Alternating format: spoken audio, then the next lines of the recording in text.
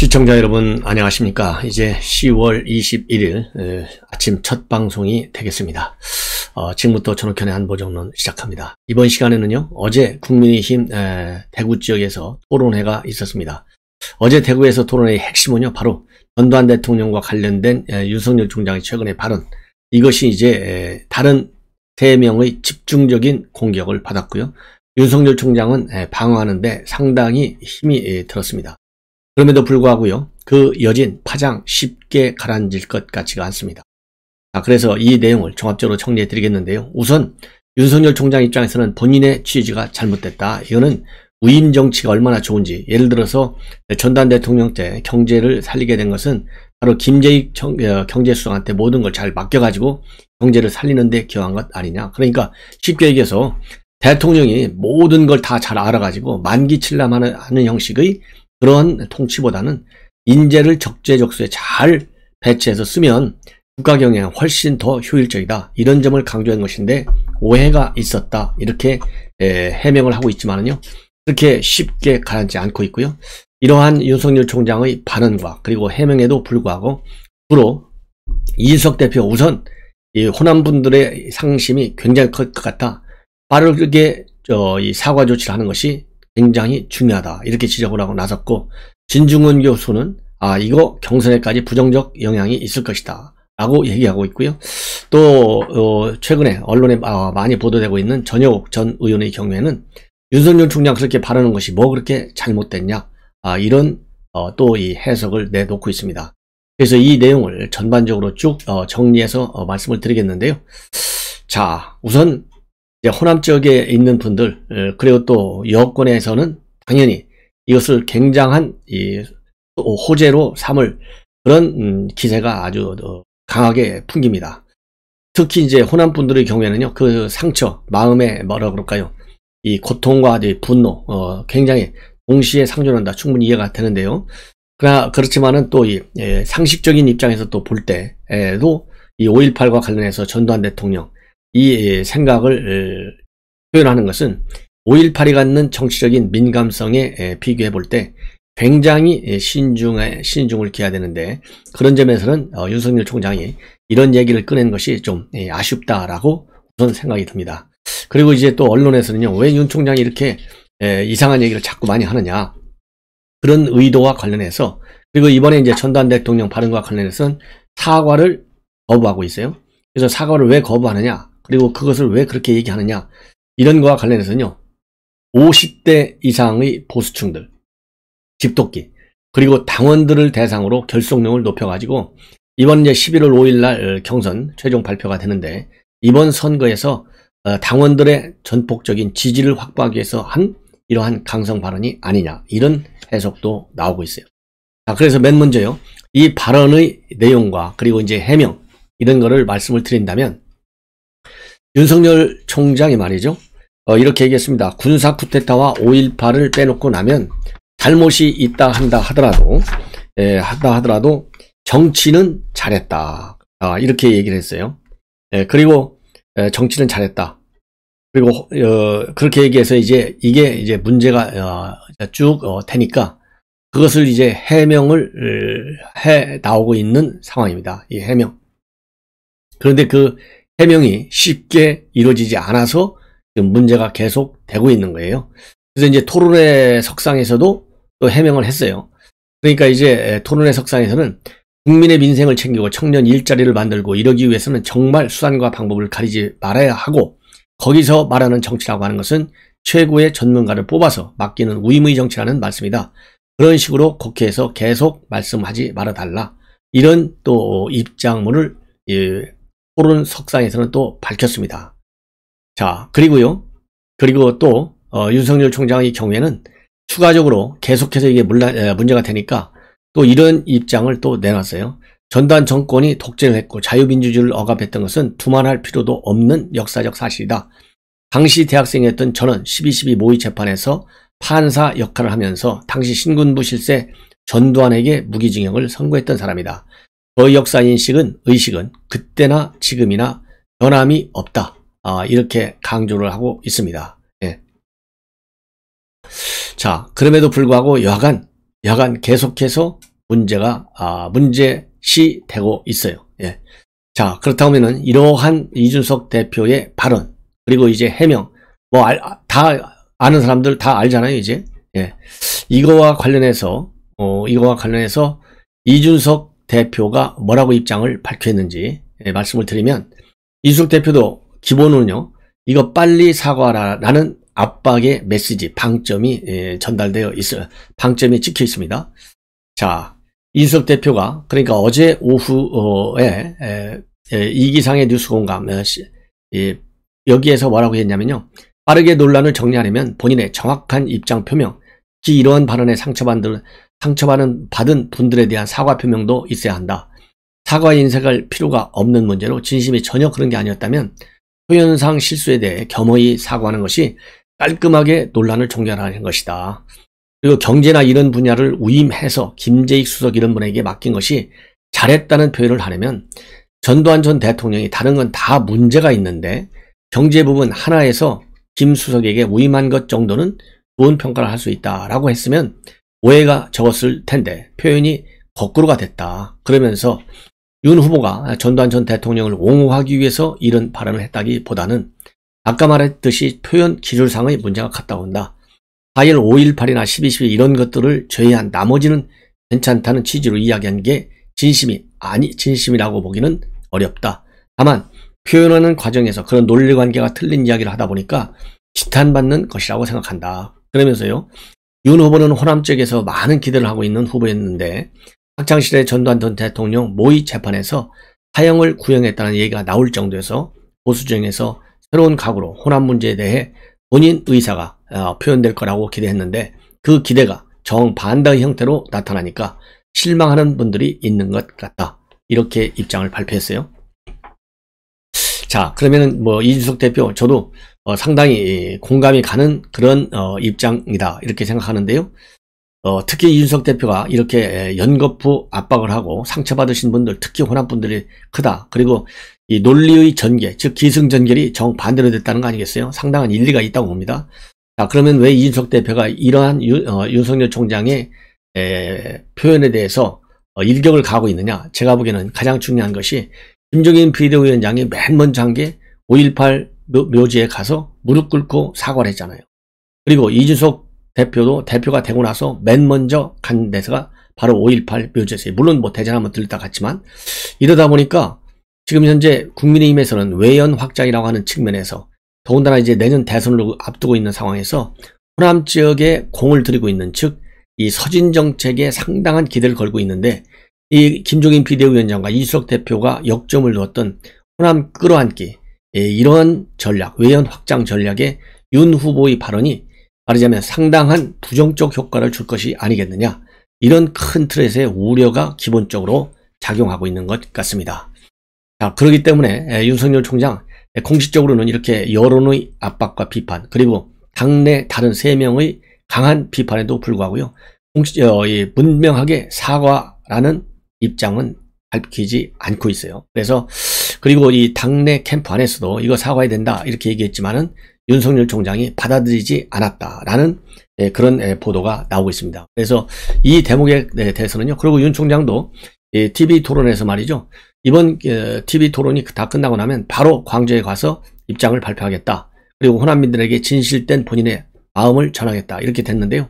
광주까지 갈 필요가 뭐가 있어요? 불이 났을 때는 불이 빨리 꺼야 불의 진행을 막는 게, 그 불이 크게 더 추가적으로 무슨 문제를 야기하고 안 야기하고를 떠나서 그래서 재산상의 손해를 입히고 안 입히고를 떠나서 불이 났다 그러면 무조건 오고 소방수 불러다가 끄는 게 중요하잖아요. 그렇기 때문에 광주까지 내려갈 그 타임, 그 시간을 괜히 누구를 위해서 그 시간을 줄 이유가 있어요?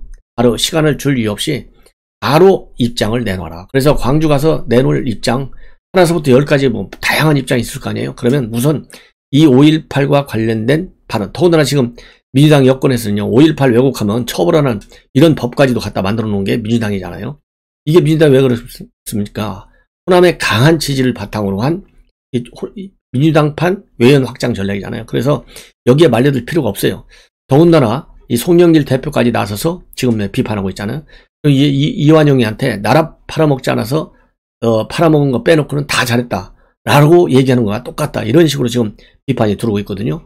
그리고 호남 지역의 민심도 지금 굉장히 안 좋다. 이런 보도가 나오고 있어요.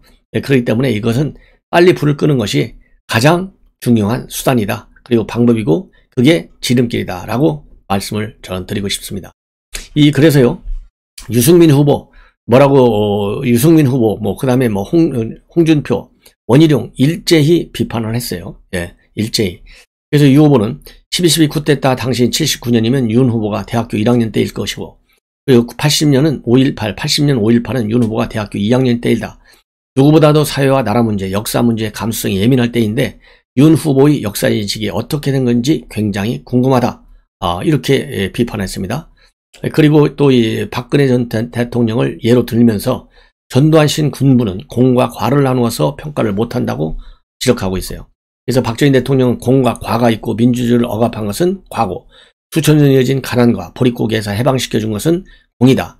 하지만 전두환 대통령에 대해서는 그렇게 평가조차 하지 않는다면서 박근혜 대통령과 다르게 공과 조차 평가하는 그 차이가 뭔지 물었습니다. 그러니까 윤석열 후보 답변이요, 유 후보가 말씀해 보라고 우선 답변을 피했어요. 그러니까 유 후보는 박정희 대통령은 5.16 쿠데타란 잘못된 방법으로 정권을 탈취했지만 전두환 군부처럼 5.18과 같이 민간인을 살인하지는 않았다. 전두환 대통령은 내란죄, 내란 목적 살인죄 둘 다 유죄를 받았다. 우리 정권 중에서 가장 헌법적인 정통성이 없는 정권이다. 설사 나중에 경제를 잘했다 하더라도 공과를 평가할 수가 없는 것이다. 이렇게 주장을 했습니다. 그러니까 윤 후보는요, 그런 5.18 정신이 헌법 개정 시 헌법 전문에 들어가야 한다고 줄곧 주장했다. 대학 시절에도 12.12 군사반란 모의 재판장을 하면서 전두환에게 무기징역을 선고한 바 있다. 그때나 지금이나 5.18, 12.12에 대한 역사인식은 변함이 없다. 이렇게 맞받아치고요. 특히 어제 제가 말한 건 앞부분만 뚝 잘라서 유 후보 등이 말하는데 문제가 있다. 더 이상 왜곡하지 않는 게 좋겠다. 라면서 그렇게 얘기를 해서 불쾌감을 드러내고 있습니다. 그리고 유 후보는요, 윤 후보의 발언을 다 보고 말했다. 40년 전에 모의재판을 한 것 같고 모의재판은 연극 아니냐 또 따지고, 이에 윤 후보는 연극이라 하더라도 제가 학생 때의 역사인식을 담고 있는 것이다. 이렇게 맞받아 쳤습니다. 그리고 윤 후보는요, 이 페이스북을 통해 밝혔던 해명 또 반복하고 있어요. 뭐라고 반복했느냐? 어제 발언은 대통령으로서 민생을 챙기고 청년 일자리를 만들기 위해 수단과 방법을 가리지 않아야 하고, 어떤 정부의 것이든 업무 방식이나 정책 중 잘 되는 게 있으면 뽑아서 써야 한다는 차원의 말이다. 그걸 어떻게 그렇게 해석하느냐? 또 이렇게 맞받아쳤습니다. 그러니까 유승민 후보는요, 전두환이 정치를 잘했다고 하는데 전두환 정권은 인권 탄압, 야당 탄압, 언론 탄압 다 했다. 이렇게 반박했고, 거기서 말하는 정치는 최고의 전문가를 맡기 위해서 위임의 정치란 말이다. 제가 얘기한 걸 다 듣고서 그런 식으로 국회에서 말하면 안 되죠. 이렇게 또다시 윤석열 후보가 공격을 취하고 나섰습니다. 자, 그리고요, 윤석열 후보는 자신의 주도권 토론 순서 때 뭐라고 얘기했냐면요, 저는 우리 경제를 살리고 청년에게 미래를 주기 위해서는 어떤 정부의 누가 한 것이라도 정치적인 공과를 넘어서 수용해야 할 것은 해야 한다는 차원에서 말한 것이다. 5.18 피해자들이 아직도 그런 트라우마를 가지고 계시기 때문에 경선이 끝나면 광주로 달려가서 그분들을 제가 과거에 했던 것 이상으로 따뜻하게 위로하고 보듬겠다. 이렇게 얘기를 하고요. 저는 공직생활을 하면서 호남 출신 후배들을 아주 따뜻하게 배려했다고 자부한다.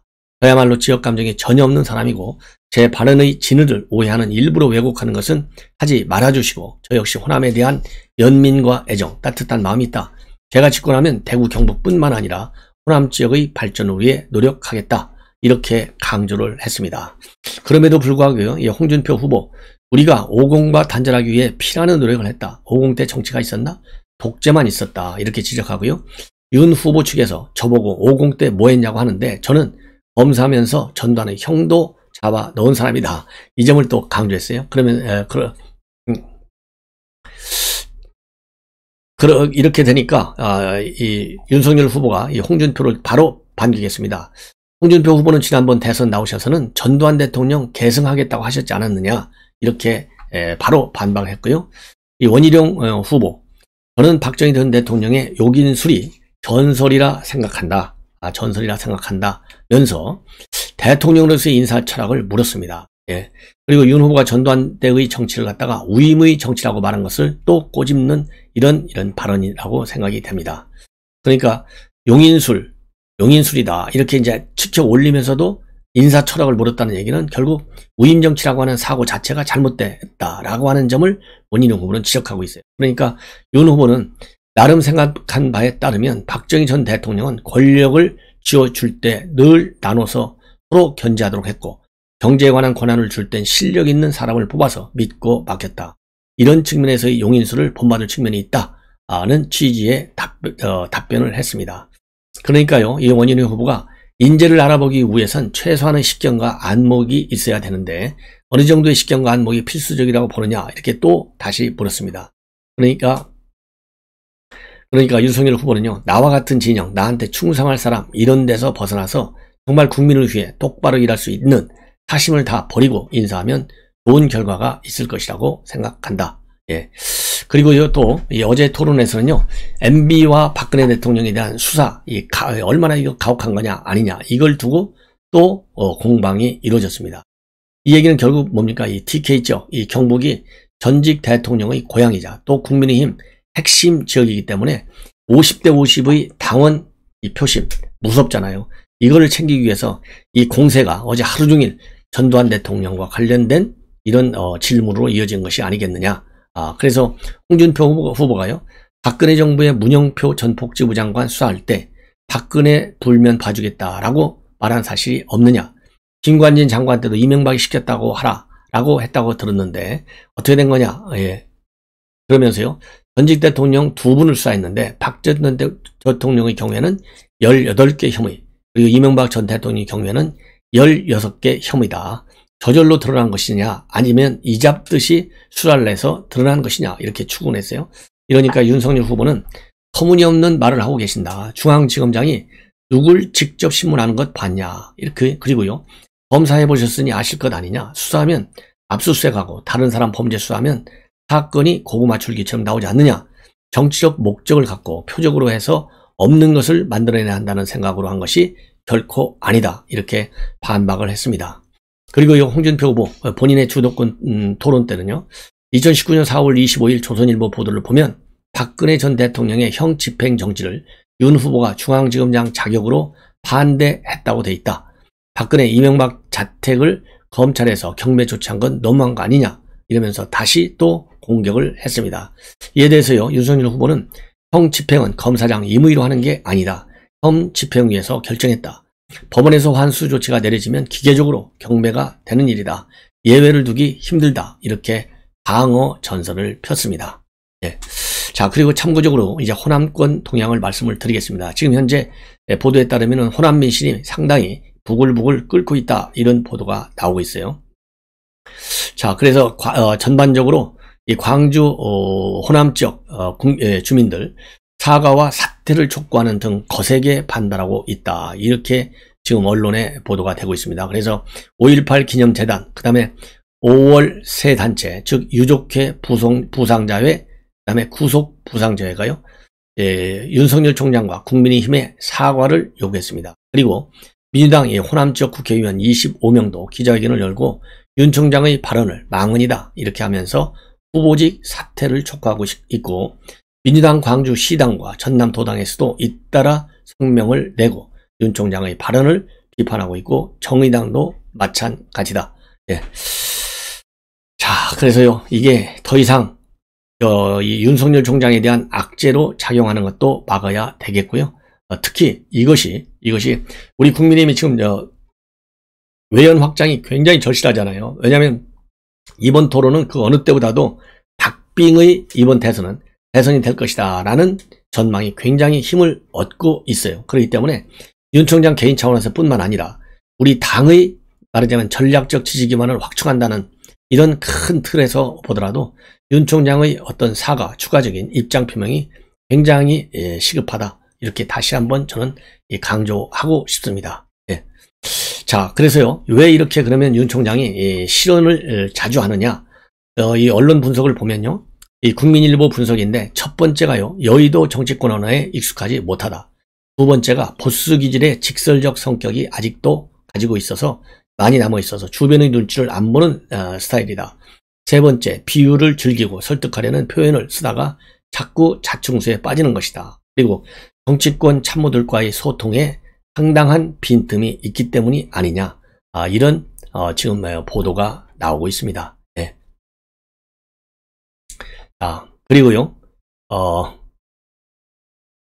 윤석열 총장의 이런 전두환 대통령 발언과 관련해서는 이 정도로 하고요. 그 다음에 진중권과 전효욱 두 분의 입장을 추가적으로 설명해 드리도록 하겠습니다.